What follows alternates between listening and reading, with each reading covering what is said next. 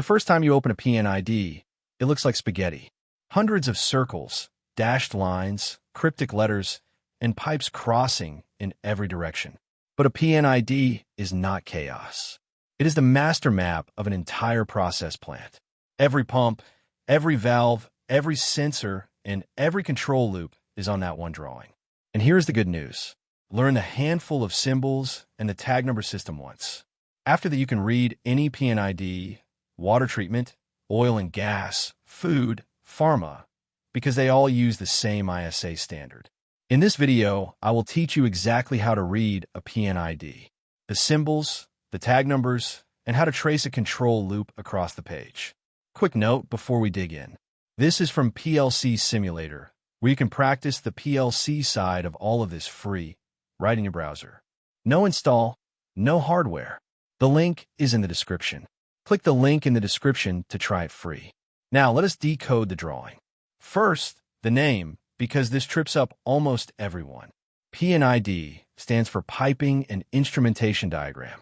It is a drawing, a schematic of a process system drawn to the ISA 5.1 standard.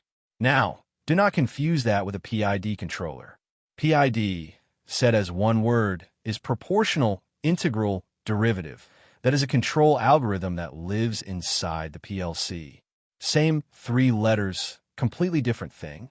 I have a separate video on the PID controller. It is linked below. This video is about the drawing. So what does the drawing show? For things, the equipment, tanks, pumps, heat exchangers, the piping that connects them, the instruments, every sensor and final element, and the control loops that tie it all together.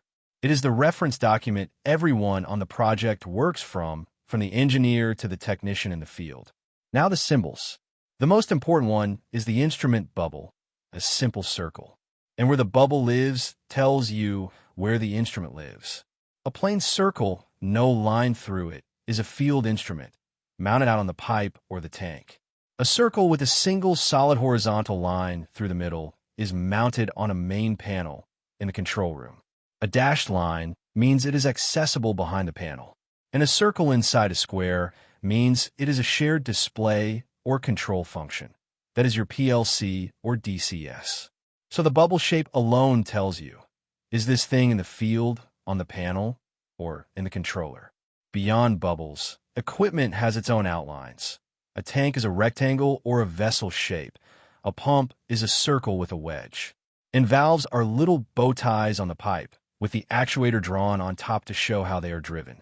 Here is the part that makes the whole drawing readable, the tag numbers. Every bubble has letters and a number, like FT101. And those letters are not random. The first letter is the measured variable.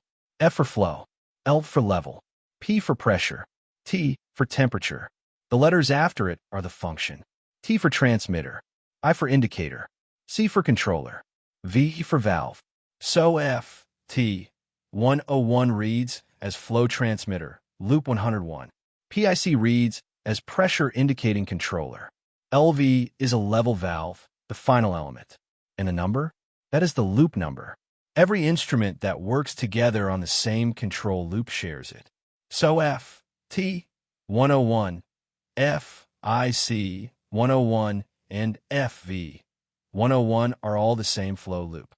Read the letters, read the number, and you instantly know what each bubble does and which loop it belongs to. Now let us put it together and trace a control loop. Find a transmitter, say FT101, out in the field, measuring flow. Follow the signal line from it. And here the line type matters. A solid line is a process pipe, actual fluid. A dashed line is an electrical signal. So we follow the dashed signal line from the transmitter back to FIC101, the controller sitting in the PLC. The controller compares the reading to its set point. Then it sends its own signal line out to FV101, the control valve which opens or closes to correct the flow. Transmitter, controller valve.